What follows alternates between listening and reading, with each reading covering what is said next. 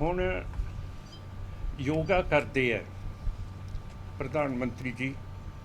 ਯੋਗਾ ਦੇ ਨਾਲ ਆਪਣਾ ਬਹੁਤ ਵੱਡਾ ਇਹ ਪਰਿਵਰਤਨ ਤੇ ਸਾਡਾ ਫਾਇਦਾ ਹੋ ਸਕਦਾ, ਪਰ ਸਿੱਖਾਂ ਦੇ ਵਿੱਚ ਯੋਗਾ ਨਹੀਂ ਹੈ। ਅਸੀਂ ਕਹਿੰਦੇ ਹਾਂ ਸਰਬੱਤ ਦਾ ਭਲਾ ਹੋਏ, ਹੈ ਨਾ। ਹੁਣ ਜੇ ਪ੍ਰਾਈਮ ਮਿਨਿਸਟਰ ਨੇ ਆਪਣੀ ਟੇਪ ਵੀ ਦਿਖਾਤੀ ਹੈ ਕਿ ਇਹ ਮੈਂ ਇਸ ਤਰ੍ਹਾਂ ਯੋਗਾ ਕਰਦਾ, ਮੇਰੀ ਸਿਹਤ ਬੜੀ ਠੀਕ ਹੈ, ਪਰ ਸਿਹਤ ਤਾਂ ਉਹਨਾਂ ਦੀ ਠੀਕ ਹੈ ਨਾ, ਉਹਨਾਂ ਦਾ ਆਪਣਾ ਤਾਂ ਫਾਇਦਾ ਹੋ ਗਿਆ।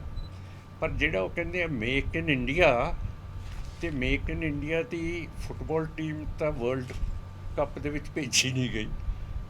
ਮੇਰਾ ਮਤਲਬ make in India the football the team Russia ਨਹੀਂ ਭੇਜੀ ਗਈ।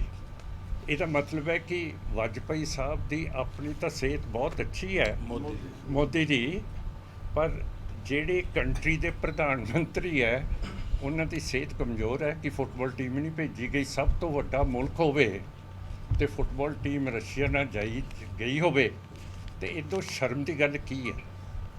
ਹੁਣ ਜੇ ਅਸੀਂ ਇਕੱਠੇ ਹੋ ਗਏ, ਸਾਡੇ ਕੋਲ ਪਾਵਰ ਆ ਗਈ, ਅਤੇ ਅਗਲੇ ਫੁੱਟਬਾਲ ਜਦੋਂ ਵੀ ਮੈਚ 4 ਸਾਲ ਤੋਂ ਓਲੰਪਿਕਸ ਹੋਣਗੇ, ਸਾਡੇ ਬੰਦੇ ਤਾਂ ਉੱਥੇ ਜਿੱਤ ਕੇ ਮੈਡਲ ਲੈ ਕੇ ਆਉਣਗੇ, ਠੀਕ ਹੈ ਨਾ। ਸੋ ਹੁਣ ਮੈਂ ਸਾਰਾ ਹਾਂ ਅੱਜ ਅਸੀਂ ਯੋਗਾ ਦਿਵਸ ਦੇ ਮੁਕਾਬਲੇ ਗੱਤਕਾ ਦਿਵਸ ਇਸੇ ਕਰਕੇ ਕਰ ਰਹੇ ਹਾਂ ਕਿ ਅਸੀਂ ਸਿੱਖ ਯੋਗਾ 'ਚ ਨਹੀਂ ਮੰਨਦੇ। ਅਸੀਂ ਆਪਣੀ ਤਾਕਤ ਦੇ ਵਿੱਚ, ਜਿਵੇਂ ਗੁਰੂਆਂ ਨੇ ਸਾਨੂੰ ਫਿਜ਼ੀਕਲ ਸਟਰੈਂਥ ਦਿੱਤੀ ਹੈ, ਅਸੀਂ ਅੱਜ ਯੋਗਾ ਡੇ ਕਰ ਰਹੇ ਹਾਂ, ਗੱਤਕਾ ਡੇ ਕਰ ਰਹੇ ਹਾਂ। ਅੱਜ ਤੁਸੀਂ ਗੱਤਕਾ ਉੱਥੇ ਬਰਗਾੜੀ ਦੇਖੋਗੇ ਅਤੇ ਇਹ ਪ੍ਰਧਾਨਗੀ ਕਰਨਗੇ ਸਾਰੇ। ਸੋ ਸਾਡੀ ਜਿਹੜੀ ਸੋਚ ਹੈ ਉਹ ਮਿਲਦੀ ਹੈ, ਬਿਲਕੁਲ ਅਸੀਂ ਇਕੱਠੇ ਹਾਂ।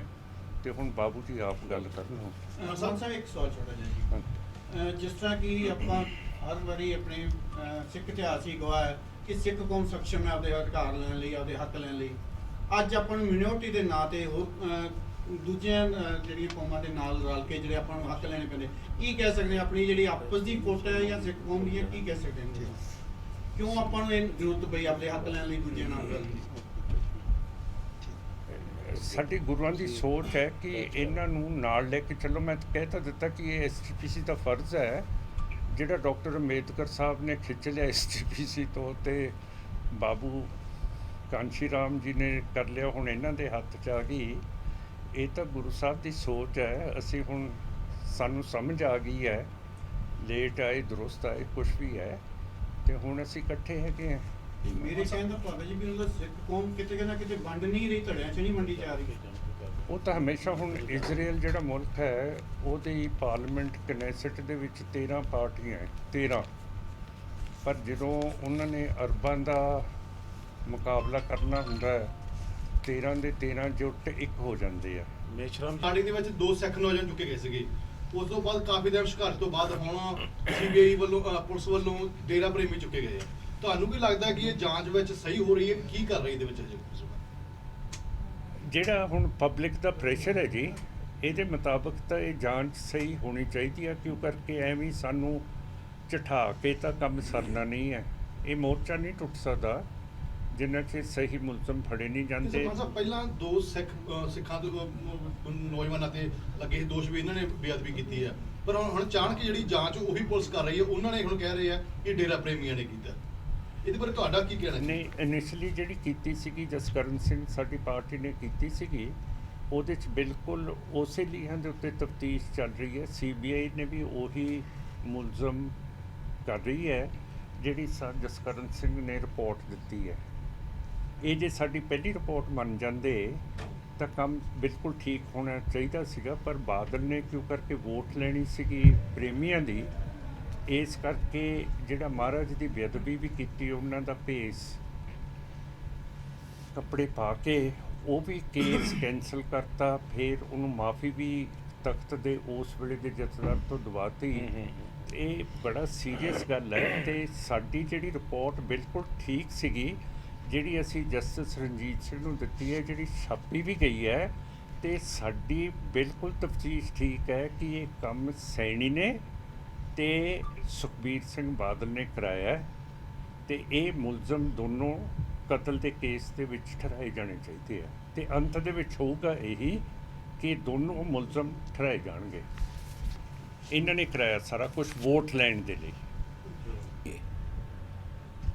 और ख़ास तौर पर जो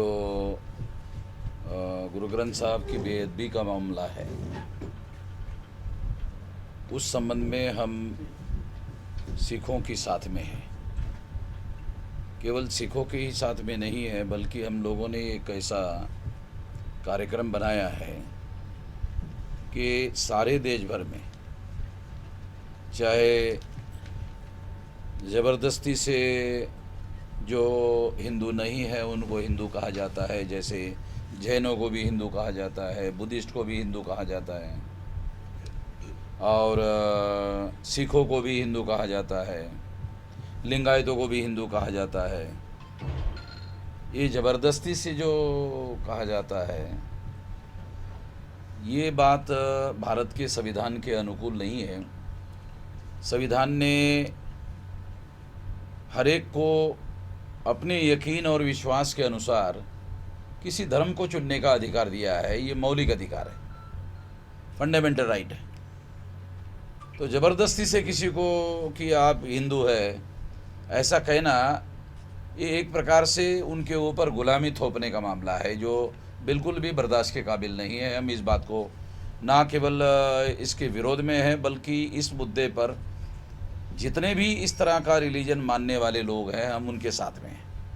एक बात। दूसरी बात, जो मुस्लिम हैं, जो सिख है, मुस्लिम है, क्रिश्चियन है, उन लोगों को तो ये नहीं कहा जाता कि ये हिंदू है, मगर उनके साथ जो संविधान ने उनको भी मौलिक अधिकार दिया है, उनके रिलीजियस सेंटर्स पर, मुसलमानों के और क्रिश्चियनों के रिलीजियस सेंटर्स पर जो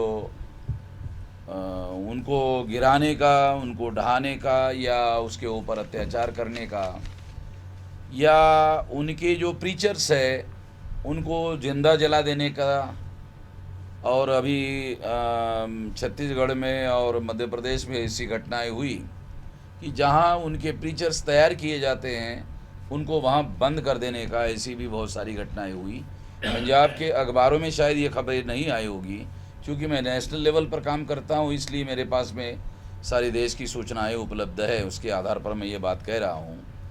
तो इसलिए मैं ये जो जैन है, बुद्धिस्ट है, मुस्लिम है, सिख है, ईसाई है और लिंगायत है, ये जो धर्म के लोग हैं ख़ास तौर पर, इन लोगों के साथ योजनाबद्ध तरीके से ज़बरदस्ती हो रही है।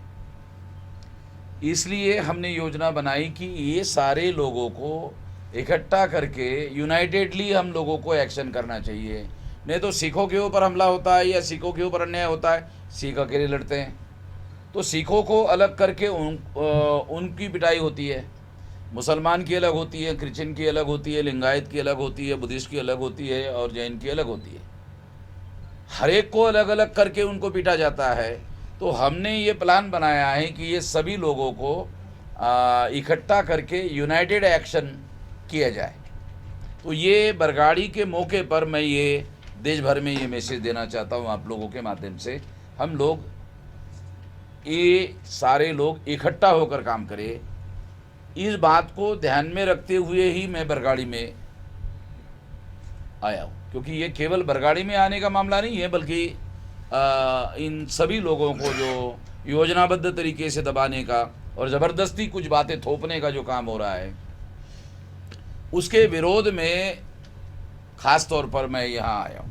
मैं उठाना चाहता हूँ कि पंजाब में 84 के बाद में जो नस्लकुशी हुई है, ये कानून और संविधान के अनुसार मानवाधिकार का उल्लंघन है और उसके बारे में किसी प्रकार की कोई जांच पड़ताल नहीं हुई है और बहुत सारे लोगों को इसी तरह से दबा दिया गया है। लगभग 1.5 लाख लोगों की नस्लकुशी हुई है और ये बहुत ज़्यादा सीरियस मामला है। ये केवल नेशनल ही मामला नहीं बल्कि इंटरनेशनल मामला है। और ये भी हैरान करने वाली बात है कि अगर कानून के दायरे में किसी के ऊपर अन्याय कानून के दायरे में किसी को सज़ा हुई है, अगर 15 साल की सज़ा हुई है, 20 साल की सज़ा हुई है, और वो सज़ा समाप्त होने के बाद उसको छोड़ दिया जाता है। मगर हैरान करने वाली बात है कि कुछ सिखों को, उनको अगर 20 साल की सज़ा हुई है, 15 साल की सज़ा हुई है, उनको अभी छोड़ा नहीं गया। ये तो बड़ी हैरान करने वाली बात है, और ये भारत के कानून और संविधान के अनुसार हैरान करने वाली बातें हैं। तो इसलिए मैं ये 2-4 मुद्दे इस मौके पर उठाना चाहता हूँ। और बरगाड़ी में ख़ास तौर पर जो गुरु ग्रंथ साहब की बेअदबी हुई है, इस बेअदबी के लिए जो कांग्रेस की सरकार है, उन्होंने जो जुडिशियल कमीशन बनाया, वो तो मुझे लगता है वो तो इधर उधर डाइवर्ट करने के लिए डाइवर्शन का मामला है। ये सरकार जानती है, सरकार के पास बहुत सारे ऐसी सोर्सेस है, बहुत सारी एजेंसियां उनके पास होती है कि कौन लोग करने वाले हैं। सरकार के पास बहुत जानकारी होती है, मगर वो कुछ कार्रवाई करना नहीं चाहती है। कार्रवाई ना करने के लिए ख़ास तौर पर ये जुडिशियल इंक्वायरी कमीशन बिठाई गई है, और इसके पहले आप लोग भी जानते हैं किसी जुडिशियल कमीशन का कोई कार्रवाई आज तक हुई नहीं है। तो इसलिए इन मुद्दों को आपके माध्यम से हम उठाना चाहते हैं, और इसके विरोध में ये सारी बातें जो है, हाँ, ये बहुत सारे लोग हैं और प्रेस वालों को भी पता है ये कि इन बातों के लिए ख़ास तौर पर इस मौके पर मैं इन मुद्दों को उठाने के लिए बरगाड़ी में आया हूँ। और आवश्यकता पड़ी तो इसके लिए, चूँकि हमारा 539 यूलो में संगठन है, वाम से भारत मुक्ति मोर्चा का, जिसका मैं नेशनल प्रेसिडेंट हूँ, 539 और 31 स्टेट में हमारा संगठन है। तो आवश्यकता पड़ी तो इसके लिए हम लोग नेशनल लेवल पर आंदोलन करेंगे, इसको उठाएंगे नेशनल लेवल पर इस बात को। और केवल सिखों का ही नहीं, बल्कि दूसरे जो माइनॉरिटी के लोग हैं, उन लोगों के साथ मिलकर अभी आने वाले समय में हम लोग यूनाइटेड एक्शन करेंगे। अगर सिख पर हुआ तो भी सभी करेंगे, और मुस्लिम पर हुआ तो भी सभी लोग मिलकर करेंगे, और नेशनल लेवल पर कार्रवाई करेंगे। इस तरह की कार्रवाई करने के लिए आने वाले समय में जल्दी ही जल्दी जो है हम यूनाइटेड एक्शन फोरम बनाएंगे।